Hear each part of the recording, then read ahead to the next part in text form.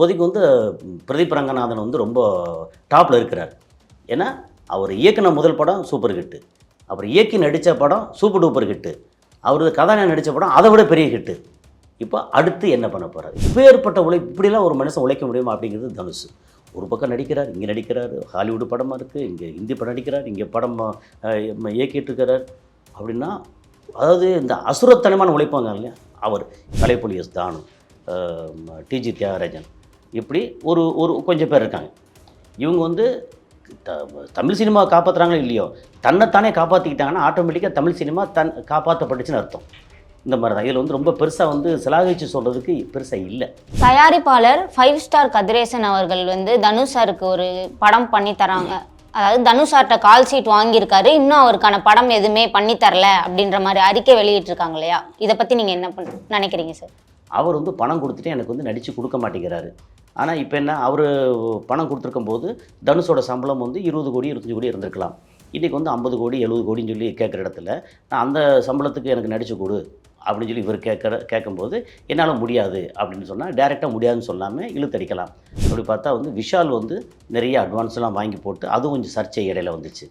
அதே மாதிரி சிம்பு வந்து அட்வான்ஸ் வாங்கி போட்டு ஒழுங்காக நடிக்க வரலன்னு பிரச்சனை வந்துச்சு. இது வந்து நடிகர்களை கட்டுப்படுத்துகிற அளவுக்கு எந்த தயாரிப்பாளரும் இல்லை அப்படிங்கிறது தான் இதை காமிக்குது. பெரியார் முல்லை பெரியார் அணை விவகாரம், ஏற்கனவே 999 ஒரு படத்தை எடுத்து அதுக்கு வந்து என்ன படம்னு தெரியாமல் ஏஆர் ரஹ்மான் வந்து ஆதரித்து இல்லை வாழ்த்து சொல்லி ட்வீட் போட்டு இங்கேருந்து எதிர்ப்பு வந்தோன்னா ஐயா எனக்கு இதை பற்றி தெரியாது அப்படின்னு சொல்லி அவர் வந்து மன்னிப்பு கேட்டு அப்படின்னு வந்தது. இப்போ வந்து காலங்காலமாக மலையாளிகளுக்கோட இது எப்படின்னா, அந்த முல்லை பெரியார் மேலே ஒரு கண், 142 அடி வரக்கூடாது, குறைக்கணும். அங்கே வந்து அதை குறைச்சாச்சுன்னா 5 மாவட்ட விவசாயம் வந்து பெரிய அளவு பாதிக்கப்படும்.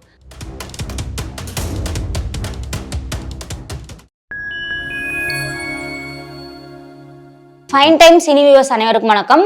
இன்றைய சிறப்பு நிகழ்ச்சியில் நம்மோடு இணைந்திருக்கிறார் சினிமா கன்சல்டன்ட் திரு கசாலி அவர்கள். வணக்கம் சார். வணக்கம் பாண்டி மீனா. நம்பிக்கை தரக்கூடிய கதாநாயகர்களா யாரை பார்க்குறீங்க சார்? நீங்கள் வந்து பொதுவாக சிம்பிளாக சொல்லப்போனால் தயாரிப்பாளர் பார்வையில் சொல்லப்போனால் இவங்ககிட்ட கால் சீட்டு வாங்கினா யார் கடன் தர தயாராக இருக்காங்களோ, ஃபைனான்ஸ் கிடைக்குதோ அவங்களாம் நம்பிக்கை தரக்கூடிய கதாநாயகர்கள்னு சொல்லி தயாரிப்பாளர் பார்வையில். இயக்குனர் பார்வையில் இவரை வச்சு நம்ம வந்து நம்ம கதைக்கு இவரை வச்சு நல்லா பண்ண முடியும் அப்படின்னா இயக்குனர் பார்வையில் சில ஆட்கள். இப்போ இன்றைக்கி எடுத்திங்கன்னா டாப்பில் வந்து ஒரு 15-20 பேர் இருக்காங்க. நீங்கள் வந்து அஜித் வந்து அவர் எப்படி படம் நடித்தாலும் நம்பிக்கைக்குரிய ஹீரோ தானே, நீங்கள் அப்படி எடுத்துக்கங்க. அஜித், விஜய் இப்போ இல்லை, ரஜினி அவர் நடிச்சிட்டு இருக்கிறாரு, கமல், சிவகார்த்திகேயன், சூர்யா, விக்ரம், கார்த்தி, விஷால், ரவி மோகன், இவ்வளோ பேர் இருந்தாலும் இப்போ சமீபத்தில் எதுவுமே அதிகமாக ஹிட் ஆகலை இல்லையா? அவங்க வந்து படம் அவங்களுடைய வளர்ந்து வரக்கூடியவங்கள எந்த நடிகர்கள்? இப்போதைக்கு வந்து பிரதீப் ரங்கநாதன் வந்து ரொம்ப டாப்பில் இருக்கிறார். ஏன்னா அவர் இயக்குன முதல் படம் சூப்பர் ஹிட்டு, அப்புறம் இயக்கி நடித்த படம் சூப்பர் டூப்பர் ஹிட்டு, அவர் கதாநாயகன் நடித்த படம் அதை விட பெரிய ஹிட்டு. இப்போ அடுத்து என்ன பண்ண போகிறார்? இப்போ எல்ஐகேன்னு ஒரு படம் வந்து இவர் பண்ணிட்டு இருக்கிறாரு, விக்னேஷ் சிவன். ஆமாம், அந்த படம் வந்து எப்படி வரப்போகுதுன்னு தெரியல. அது வந்து எப்படின்னா பிரதீப் ரங்கநாதனுடைய பங்களிப்பு என்ன இருக்குன்னு தெரியாது. அவர் நடிகராக மட்டும் இருந்து படம் வந்து சூப்பராக வந்துருந்துச்சுன்னா அவர் அடுத்த லெவலுக்கு இருக்கும். இல்லைன்னா பிரதீப் ரங்கநாதன் அடுத்து வந்து தன்னோட இன்புட்டும் கொடுக்குற மாதிரி இருக்கும். ஏன்னா தன்னோட எதிர்காலத்தை வடிவமைக்கிறதுல அவரை தாண்டி வேறு யார் இருக்கா? ஸோ இன்றைக்கி பிரதீப் ரங்கநாதன் அதை விட்டாச்சுன்னா வந்து வேறு ரொம்ப புதுசு சொல்ல பழைய ஆட்கள்லேருந்து வரிசையாக வந்துட்டு இருக்காங்க, அவங்க மட்டும்தான். அப்படி பார்த்தீங்கன்னா எனக்கு தெரிஞ்சு தன்னோட பாதையை வந்து ரொம்ப சிறப்பாக அப்படி ட்ராவல் பண்ணி வகுக்கிறது வந்து சிவகார்த்திகேயன். அதே மாதிரி உழைப்பு, இப்பேற்பட்ட உழைப்பு, இப்படிலாம் ஒரு மனுஷன் உழைக்க முடியுமா அப்படிங்கிறது தனுஷ். ஒரு பக்கம் நடிக்கிறார், இங்கே நடிக்கிறார், ஹாலிவுட் படமாக இருக்குது, இங்கே ஹிந்தி படம் நடிக்கிறார், இங்கே படம் இயக்கிட்டு இருக்கிறார். அப்படின்னா அதாவது இந்த அசுரத்தனமான உழைப்பாங்க இல்லையா அவர். இன்னொன்று உழைப்பு நிறையா இருந்துச்சுன்னா ஒரு பக்கம் சில நேரம் தோல்வி வந்தால் கூட தொடர்ந்து வெற்றி படம் அப்படி வரும். ஸோ உழைப்பு சிவகார்த்திகேயன், தனுஷ், அதுக்காண்டி மற்றவங்களும் இல்லைன்னு இல்லை. இவங்க வந்து நம்ம குறிப்பிட்டு வந்து பார்த்து ஆச்சரியப்படுறோம்ல, இந்த சம்மந்தப்பட்ட இவங்க இந்த மாதிரி ஆட்கள். இன்றைக்கி வந்து பிரதீப் ரங்கநாதன் அப்படிங்கிறது. அப்புறம் இன்னொருத்தர் மணிகண்டன். தமிழ் சினிமாவை காப்பாற்றக்கூடிய தயாரிப்பாளர்கள் யாருன்னு சொல்லுவீங்க சார்? கொஞ்சம் கஷ்டமான கேள்வி தான். ஏன்னா தயாரிப்பாளரை காப்பாற்றுறதுக்கு தான் வந்து நடிகர் வேணும், இவங்க வேணும். தமிழ் சினிமாவை காப்பாற்றுறதுக்கு வந்து தயாரிப்பாளர் என்ன பண்ணுவாங்க? பணம் கொண்டு வருவாங்க, ஓகே. ஆனால் தான் இவ்வளோ பணம் கொண்டு வந்தோம் அப்படின்னா இந்த பணத்துக்கு இந்த கதை சரியாக இருக்கும், இந்த கதைக்கு இந்த நடிகர் சரியாக இருப்பாங்க, இந்த நடிகர் இயக்குறதுக்கு இந்த இயக்குனர் சரியாக இருப்பாங்க அப்படின்னு டிசைட் பண்ணுற இடத்துல கிட்டத்தட்ட எந்த தயாரிப்பாளருமே இல்லை. இப்போது கார்ப்பரேட் ஸ்டைலில் வந்து பெரிய தயாரிப்பு நிறுவனம் அப்படின்னு எடுத்தாச்சுன்னா ஒன்று சன் பிக்சர்ஸ், ஏஜிஎஸ், வேல்ஸ் இருக்காங்க. லைக்கா வந்து ஆல்மோஸ்ட் ஆட்டம் ஓவர், ஆல்மோஸ்ட் முடிஞ்சிருச்சு. ஸோ லைக்கா வந்து லிஸ்ட்டில் இல்லை. தனிப்பட்ட தயாரிப்பாளர் எடுத்திங்கன்னா இவர் வந்து டான் பிக்சர்ஸ் இருக்கிறார். அதுக்கப்புறம் வந்து கலைப்புலி எஸ் தானு, டிஜி தியாகராஜன், இப்படி ஒரு ஒரு கொஞ்சம் பேர் இருக்காங்க. இவங்க வந்து தமிழ் சினிமா காப்பாற்றுறாங்களோ இல்லையோ, தன்னைத்தானே காப்பாற்றிக்கிட்டாங்கன்னா ஆட்டோமேட்டிக்காக தமிழ் சினிமா காப்பாற்றப்பட்டுச்சுன்னு அர்த்தம். இந்த மாதிரி தான். இதில் வந்து ரொம்ப பெருசாக வந்து சிலாகிச்சு சொல்கிறதுக்கு பெருசாக இல்லை. தயாரிப்பாளர் 5 ஸ்டார் கதிரேசன் அவர்கள் வந்து தனுஷ் சாருக்கு ஒரு படம் பண்ணி தராங்க. அதாவது தனுஷ் சார்ட்ட கால் ஷீட் வாங்கியிருக்காரு, இன்னும் அவருக்கான படம் எதுவுமே பண்ணி தரல அப்படின்ற மாதிரி அறிக்கை வெளியிட்டிருக்காங்க இல்லையா? இதை பற்றி நீங்கள் என்ன நினைக்கிறீங்க சார்? இது வந்து உண்மையிலே வந்து ஒரு என்ன சொல்கிறது, தவிர்க்கப்பட வேண்டிய விஷயந்தான். இவர் வந்து ஆடுகளம் படம் தயாரித்தார், அதுக்கு முன்னாடி வந்து பொல்லாதவன் படம் தயாரித்தார். 5 ஸ்டார் கதிரேசன் எப்போவுமே வந்து தயாரிப்பாளர் சங்கம் இருக்கு இல்லையா, தயாரிப்பாளர் சங்கத்தில் வந்து தமிழ் ஃபில்ம் ப்ரொடியூசர் கவுன்சில் அப்படின்னு ஒன்று இருக்குது, டிஎஃபிஎஸ்சி. அதுலேருந்து பிரிஞ்சு வந்ததில் வந்து Tamil film active producer association, TFA அப்படின்ட்டு இருக்குது. இப்போ இதில் வந்து என்ன பிரச்சனைதுன்னா, தனுஷுக்கு வந்து எப்போவுமே என்ன செய்வாங்கன்னா, ஒரு நல்ல படம் ஓடிட்டுருக்கா, இவர் வந்து ஒரு 20 கோடி ரூபா உதாரண சம்பளம் ஒரு வாங்குறாரு வச்சுங்களேன், ஒரு 5 கோடி ரூபாயை வந்து அட்வான்ஸ் கொடுத்துறது. கொடுத்துட்டா ஓகே, படம் பண்ணிட்டுருக்காங்க, அடுத்த படம் நமக்கு கிடைக்கும், அடுத்து கிடைக்கும்னும் போது தனுஷோட கமிட்மெண்ட்டோ அல்லது இவர் கூட இருந்த இல்லை எந்த டைரக்டர் வந்து வச்சு பண்ணுறதோ அப்படிங்கிறது வந்து இழுத்துக்கிட்டே போகுது. இதில் உள்ளுக்குள்ளே வந்து கரெக்டான காரணம் நமக்கு தெரியாது. அப்போ 6 வருஷம் ஆச்சு, இவ்வளோ பணம் கொடுத்துருக்கேன் அப்படின்னு சொல்கிறார். அப்படி பார்த்தா வந்து விஷால் வந்து நிறைய அட்வான்ஸ்லாம் வாங்கி போட்டு அதுவும் கொஞ்சம் சர்ச்சை இடையில வந்துச்சு. அதே மாதிரி சிம்பு வந்து அட்வான்ஸ் வாங்கி போட்டு ஒழுங்காக நடிக்க வரலன்னு பிரச்சனை வந்துச்சு. இது வந்து நடிகர்களை கட்டுப்படுத்துகிற அளவுக்கு எந்த தயாரிப்பாளரும் இல்லை அப்படிங்கிறது தான் இதை காமிக்குது. அவர் வந்து பணம் கொடுத்துட்டு எனக்கு வந்து நடித்து கொடுக்க மாட்டேங்கிறாரு. ஆனால் இப்போ என்ன, அவர் பணம் கொடுத்துருக்கும் போது தனுஷோட சம்பளம் வந்து 20 கோடி 25 கோடி இருந்திருக்கலாம். இன்றைக்கி வந்து 50 கோடி 70 கோடின்னு சொல்லி கேட்குற இடத்துல நான் அந்த சம்பளத்துக்கு எனக்கு நடித்து கொடு அப்படின்னு சொல்லி இவர் கேட்கும்போது என்னால் முடியாது அப்படின்னு சொன்னால் டைரெக்டாக முடியாதுன்னு சொல்லாமல் இழுத்தடிக்கலாம். ஆனால் இது வந்து ஒன்று, அந்த பணத்தை வந்து நான் திருப்பி கொடுத்துட்றேன் அப்படின்னா 6 வருஷம் கழித்து வந்து பணத்தை கொடுத்த பணத்தை நான் திருப்பி வாங்கினா இப்போ வட்டி யார் கட்டுறது? மாதத்துக்கு வந்து 2% 3% வட்டி கட்டினா எத்தனை வருஷம் வட்டி? இப்போ உதாரணத்துக்கு வந்து 5 கோடி ரூபா கொடுத்துக்கான்னு வச்சுக்கோமே, 2% வட்டி கொடுத்தா கூட 10 லட்ச ரூபா மாதம். ஒரு வருஷத்துக்கு வந்து 1,4 கோடி ரூபா. அந்த வருஷம் முடியும் போது அந்த 1,4 கோடி சேர்ந்து வந்து வட்டி கொடுக்குற மாதிரி இருக்கும். 8 வருஷம் இல்லை 6 வருஷம் வச்சுங்களேன். 6 வருஷம் அப்படின்னா அது ஒரு 7 கோடி ப்ளஸ் அதுக்கான வட்டி எல்லாம் சேர்த்தா கொடுத்த 5 கோடி பதில் வந்து எக்ஸ்ட்ரா 10 கோடி வட்டி. அப்போ 15 கோடி. இவர் கேட்குறது 15 கோடி கொடுன்னா எனக்கு நீ 5 கோடி தான் கொடுத்த அப்படின்னு கணக்கு வந்து இந்த மாதிரி வந்து ஒரு சிக்கல் அடிக்கடி வருது. ஒன்று, இவங்க வந்து இந்த பணத்தை கொடுக்கும்போது எனக்கு இத்தனை மாதத்துக்குள்ளே வந்து எனக்கு கால் ஷீட் கொடுக்கணும் அப்படின்னு எழுதி வாங்கி கொடுக்கணும். அப்படி எழுதி வாங்குகிற இடத்துல தயாரிப்பாளர்கள் இல்லை. அவங்க வந்து நீ கொடுத்தா கூட இல்லை இன்னொருத்தர் கொடுப்பார் அப்படின்ற இடத்துல அவங்க இருக்காங்க. இப்போ என்னென்னா, இன்றைக்கி தமிழ் சினிமாவில் நடிகர்களோட டாமினேஷன் நிறையா இருக்குது. அதனால் வேறு வழியே இல்லை. இதுக்கு வந்து தீர்வு என்ன? கதிரேசன் வந்து அங்கே தயாரிப்பாளர் சங்கத்தில் செயலாளர் இருக்கிறார். அப்போ அதை வச்சு வந்து இதுக்கு ஒரு கண்ட்ரோல் பண்ணி இதை பண்ணணும்னு நினைக்கிறேன். ஆனால் இதில் அரசியல் தலையீடு இருக்குது, அதனால் அமைதியாக இருங்கன்ற மாதிரிலாம் கருத்துக்கள் சொல்லுவாங்க. அது என்னென்னா, இப்போ இங்கே வந்து பெப்சியில் ஆர்கே செல்வமணி அவர் வந்து கொஞ்சம் ஒரு மாதிரி கிராஸ் பண்ணி இடையில டான் பிக்சர்ஸ் ஆகாஷ் பாஸ்கர் அவர் படம் இட்லி கடைன்னு ஒரு படம் வந்து டைரக்ட் பண்ணி நடிச்சிட்ருக்காரு. அதை நீங்கள் கெடுத்துடாதீங்க. ஓகே, ஆனால் அப்படி கெடுத்தனா இன்றைக்கி ஆளுங்கட்சி சம்மந்தப்பட்டவர் அவர் இல்லை, அவர் அந்த ஃபேமிலி. அப்படிங்கும்போது நமக்கு வந்து இங்கே தடுக்க முடியாது, நமக்கு பெப்சிக்கே பிரச்சனை வந்துடும்னு அவரோட இது. அப்போ நீங்கள் வந்து அப்போ ஆளுங்கட்சி இதுதான் பண்ணுவீங்களா, அப்போ நான் பணம் கொடுத்தவங்க என்ன செய்கிறது அப்படின்னு. இதை வந்து நீங்கள் ஆளுங்கட்சி தலையீடு அல்லது அந்த இன்ஃப்ளூயன்ஸ் இருக்கா அப்படின்னு கேட்டால் நீங்கள் 100% இருக்குன்னு சொல்ல முடியாது, ஆனால் இல்லைன்னு சொல்ல முடியாது. எல்லா நேரங்களும் இன்ஃப்ளூயன்ஸு ஆளுங்கட்சி இதெல்லாம் இருக்கத்தான் செய்யும். இது வந்து என்ன தீர்வு வரப்போகுதுன்னு தெரியாது. அவர் வந்து இந்த படத்தை வந்து தனுஷோட படத்தை தடை போடணும்னு இவங்க நிற்கிறாங்க. தடை போட முடியாதுன்னு சொல்லி இவங்க பெப்சி இருக்காங்க. அவங்க பெப்சிக்கு ஆதரவு வந்து நடப்பு தயாரிப்பாளர் சங்கம். அங்கேயும் வந்து ப்ரொடியூசர்ஸ் வந்து படம் பண்ணுற ப்ரொடியூசர்ஸ் இருக்காங்க. ஸோ இப்போ நீயா நானான்ற போட்டி உள்ளுக்குள்ளே ஓடிக்கிட்டு இருக்கு. ஏதோ ஒருத்தர் ஒரு பண்ண விஷயத்தை வந்து இப்படி சுற்றி வந்து பெரிய பிரச்சனையாக வந்து நிற்கிது. அது என்ன முடிவு வரப்போகும்னு தெரியாது. எப்படி பார்த்தாலும் எனக்கு தெரிஞ்சு சமாதானமாயிரும். L2 எம்ரான் படம் சர்ச்சை. அதை பற்றி உங்களுக்கு தெரிஞ்ச கருத்துக்கள் கொஞ்சம் ஷேர் பண்ணுங்கள் சார். 2 வகையான இது வந்தது. ஒன்று வந்து அந்த கோத்ரா ரயில் எரிப்பு சம்பவம் அப்படிங்கிறத வந்து அவங்க ஒத்துக்கலை. ஒரு 17 இடத்துல வந்து கற்றுக் கொடுத்தாங்க. அது வந்து நான் கட்டை வந்து ஏற்றுக்கிட்டு மன்னிப்பு கேட்டு ஓகேன்னு சொல்லி வந்துட்டாங்க அப்படிங்கிறது ஒரு பக்கம்.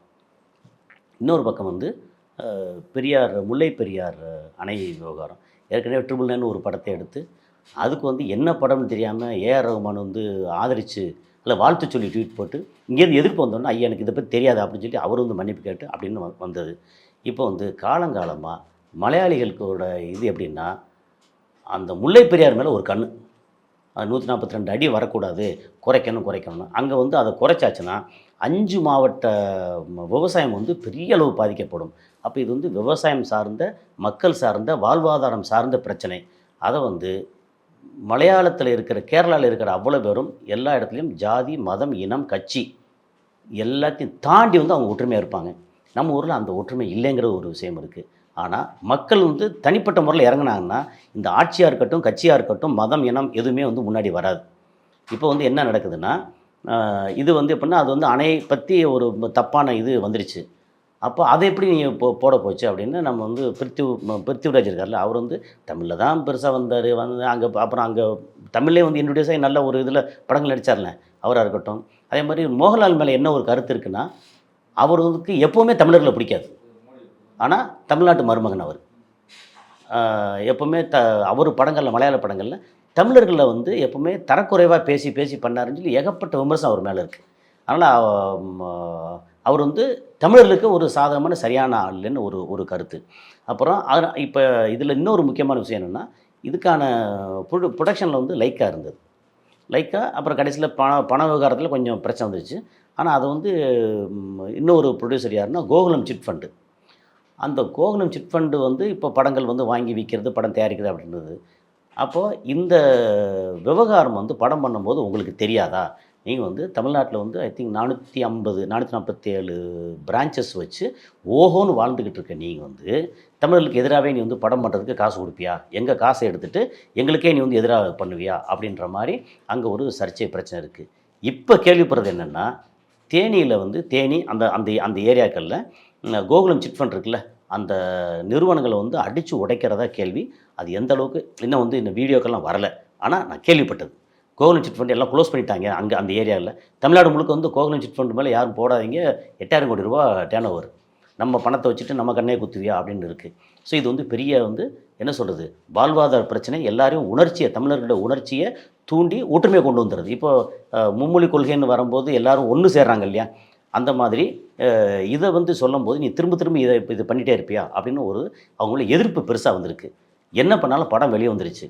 சென்சார் வந்து ஏற்கனவே வந்து சுப்ரீம் கோர்ட்டில் வந்து என்ன உத்தரவு பண்ணிருக்காங்கன்னா, கலவரம் வர்ற மாதிரி திரும்ப பிரச்சனை கொண்டு வராதிங்கன்னு அந்த ட்ரிபிள் நைன் சமயத்திலே வந்து சுப்ரீம் கோர்ட் உத்தரவு போட்டிருக்கு. இந்த படம் வந்து சுப்ரீம் கோர்ட் உத்தரவையும் மீறி வந்து நீ படம் பண்ணுவியா அப்படின்னு அந்த இயக்குனராக இருக்கிற பிருத்திவிராஜ். லூசிஃபர் படத்தை பற்றி யாரும் ஒன்றும் சொல்ல, அது பாட்டுக்கு போச்சு. இந்த படத்துலேருந்து வலிஞ்சு திணிக்க காரணம் என்ன? அப்போ இப்போ இருக்கிற ஆளுங்கட்சியில் வந்து இதில் இருந்தோ அல்லது அங்கே பினராயி விஜயன் அங்கே அந்த இதில் இருந்தோ உனக்கு ஏதாவது வந்து சப்போர்ட் வந்துச்சா? இல்லை இதை வந்து பண்ணணும்னு யார் தூண்டினது? ஆனால் முதலமைச்சர், அதாவது மலையாள முதலமைச்சர் வந்து அவருக்கு ஆதரவு தான் தெரிவிச்சிருக்காங்க.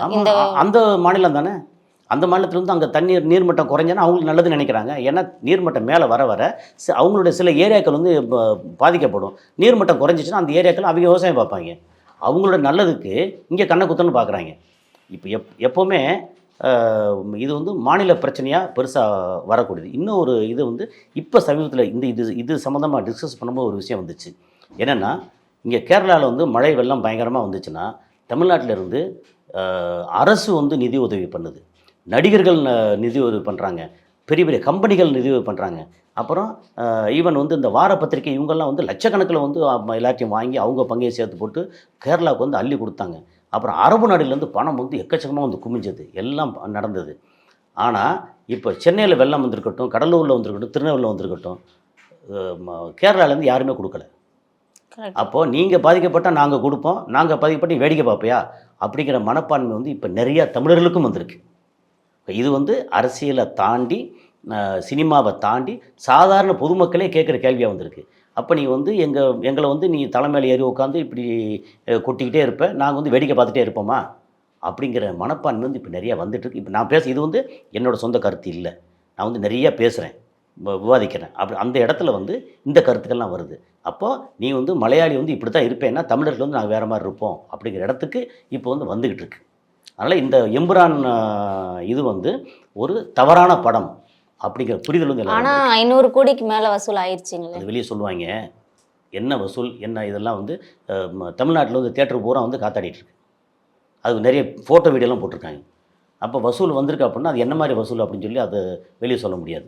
அது வந்து குஜராத் சம்பவத்தை அந்த காட்சிகள் வச்சிருக்கனால தான் இந்த சர்ச்சை அப்படின்னு சொல்லிடுவாங்க. அதான் 17 இடத்துல கட் பண்ணி பெருசாக கட் பண்ணி விட்டாங்களே. அதை கோத்ரா சம்பவம்னு சொல்லி அது குஜராத் அந்த ரயில் எரிப்பு அந்த சம்பவத்தை தான் வந்து இவங்க வச்சதை கட் பண்ணிட்டாங்க. அவங்க எப்படின்னா இந்துத்துவாவையும் அடிக்கிறோம், தமிழ்நாட்டையும் அடிக்கிறோம், ஒரே நேரத்தில் வந்து பிஜேபியும் அடிக்கிறோம்.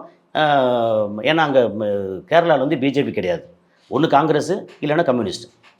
ஆமாம், இப்போது தமிழ்நாட்டையும் அடிக்கிறோம், பிஜேபியும் அடிக்கிறோம் அப்படிங்கிற மாதிரி அவங்க பார்த்தாங்க. ஆனால் 2 பேர் சேர்ந்து திருப்பி அடித்தான்னு அவங்க தாங்குவாங்களா அப்படிங்கிறது தான். நீ வந்து படம் எடுக்கிறியா, மக்களோட உணர்ச்சியோட விளையாடாமல் படம் எடு அப்படிங்கிறது. ஏன்னா இப்போ வந்து நாளைக்கு பிருத்திவிராஜ் வந்து இந்த பக்கம் வரணும்ல, அல்லது மோகன்லால் வந்து இங்கே வந்து வராமல் போயிடுவாரா? வராமல் இந்த இது தனிப்பட்ட மிரட்டலை, நீ வந்து தொழில் பண்ண வரணும்ல அப்படின்னு ஒரு விஷயம்ல. அப்போ இதெல்லாம் யோசிக்கணும். கதை கேட்கும் போதோ, கதை பண்ணும்போதோ, கதை கேட்கும் போதோ, படம் தயாரிக்கும் போதோ இது எல்லாத்தையும் வந்து பார்க்கணும். மக்களோட உணர்ச்சியோட விளையாடக்கூடாது.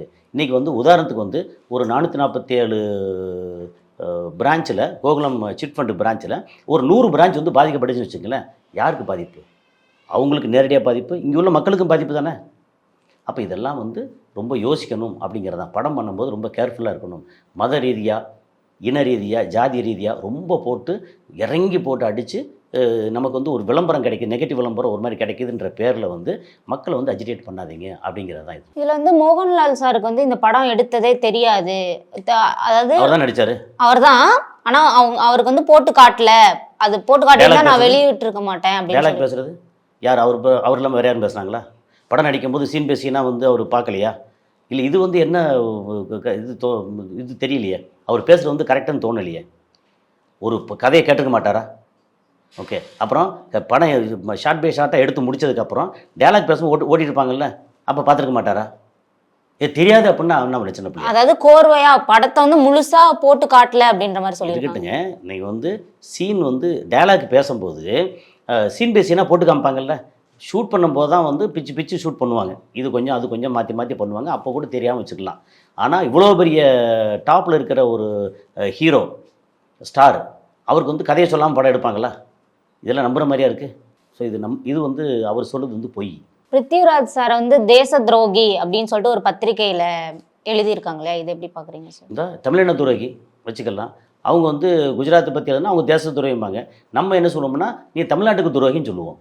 நீ இங்கே இந்த தமிழ்நாட்டு தண்ணியும் குடிச்சிட்டு தமிழ்நாட்டையும் வந்து உன்னை சீராட்டி இருக்குது, உன்னை வந்து வேறு வித்தியாசமாக பார்க்கவே இல்லை, ஆனால் நீ வந்து இப்படி பண்ணுவியா அப்படின்னு சொல்லி இங்கே இது வந்து 2-3 நாளாக வந்து நம்மளை சர்க்கிளில் இதெல்லாம் பேசியிருக்கேன். இப்போ நான் பேசுகிறது வந்து பல பேர் வந்து பேசின விஷயங்கள் இருக்கு இல்லையா, அதோட தொகுப்பாக தான் நான் பேசிக்கிட்டு இருக்கேன். ஆமாம், அவர் வந்து தமிழின துரோகி, அப்படி தமிழ்நாட்டு துரோகி, தமிழ் இனங்கிறது சொல்ல முடியாது, தமிழ்நாட்டு துரோகி அப்படி வச்சுக்கலாம். வந்து இந்த விஷயத்தை எடுக்க வேண்டிய அவசியம் என்ன அப்படிங்கிறது தான். ஸோ இது வந்து தவறான படம், தவறான முன்னுதாரணம். இந்த பிரச்சனை வந்து ஒழுங்காக கரெக்டாக ஹேண்டில் பண்ணப்பட்டுச்சுன்னா இனிமேல் வேறு யாரும் வந்து இந்த மாதிரி மக்களோட உணர்ச்சியோட விளையாடாமல் ஒழுங்காக படம் எடுக்கணும்னு இருக்கு இல்லையா, அதுக்கு வந்து இது ஒரு முன்னோடியாக இருக்குது. இதுவரை நம்முடன் பல்வேறு கருத்துக்களை பகிர்ந்தமைக்கு நன்றி சார். நன்றி.